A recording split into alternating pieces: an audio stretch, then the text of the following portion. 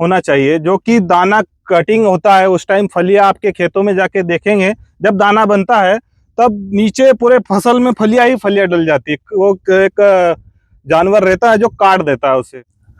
तो सोयाबीन की खेती करते हुए इन्हें काफी वर्ष हो गए हैं और कई नई नई किस्में ये ला करके लगाते हैं।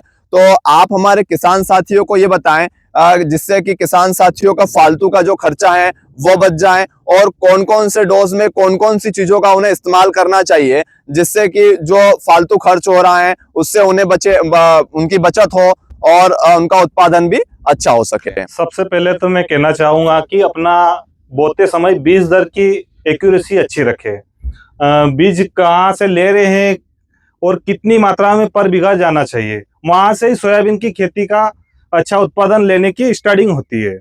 अगर आपने बीज ज्यादा डाल दिया तो फसल खराब हो जाएगी, गिर जाएगी, हाइट ज्यादा ले लेगी।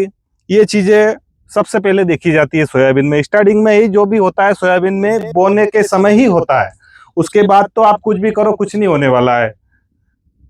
और आप इसमें दवाई, और हम एक चीज करते हैं, जब फसल में सोयाबीन का दाना बनने की स्थिति रहती है वहां पर आप दवाई का एक स्प्रे अच्छा होना चाहिए, जो कि दाना कटिंग होता है उस टाइम फलियां आपके खेतों में जाके देखेंगे, जब दाना बनता है तब नीचे पूरे फसल में फलियां ही फलियां डल जाती है। वो एक जानवर रहता है जो काट देता है उसे। उस समय आप कुणाल फास का प्रयोग कीजिए, आपको 100% रिजल्ट मिलेंगे। उस समय अगर आपने कुणाल फास का स्प्रे किया है तो आपको 1 क्विंटल प्रति बीघा कम से कम उत्पादन ज्यादा मिलेगा।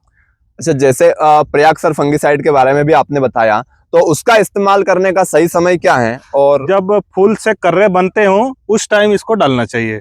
अगर इसकी मात्रा आप ज्यादा भी रखोगे तो उस समय आपको सोयाबीन निकालते समय आपको पौधे फलियां सूख जाएगी और डंठल गीला रह जाएगा और निकालने में दिक्कतें आती है। तो उसका भी डोज एक मिनिमम रखना चाहिए, जो कि हर किसान को इस चीज पे देखना चाहिए कि आप खेत में क्या डाल रहे हो और क्या रिजल्ट आ रहे हैं। क्या किसान लाए डाल दिया, दुकानदार ने दिया वो डाल दिया, वो फिर देखते नहीं है कि क्या हो रहा है। बहुत ज्यादा खर्चा हो रहा है, उससे भी खर्चा होता है। सही बात है। और सल्फर का भी आपने बताया था, जैसे तो हमारे किसान अभी हम इसमें अभी जो कंडीशन है सोयाबीन की, इसमें हम अभी सल्फर और पोटास का स्प्रे करने वाले हैं। मैं लेके भी आगे आऊं। ये कौन सी अवस्था में करना चाहिए? इसको कम से कम 75 दिन की अवस्था में करना चाहिए एक डोज, और एक डोज कम से कम अपने 90 दिन के आसपास करना चाहिए। इससे आपके दाने की चमक और वजन आपको काफी ज्यादा मिलेगा। सल्फर की मात्रा वैसे भी सोयाबीन में होना चाहिए, क्योंकि सोयाबीन तेली फसल है और तेली फसल हमेशा सल्फर की जमीन से सल्फर का ज्यादा खींचती है, इसलिए सल्फर की मात्रा हमेशा सोयाबीन में जरूर रखना चाहिए।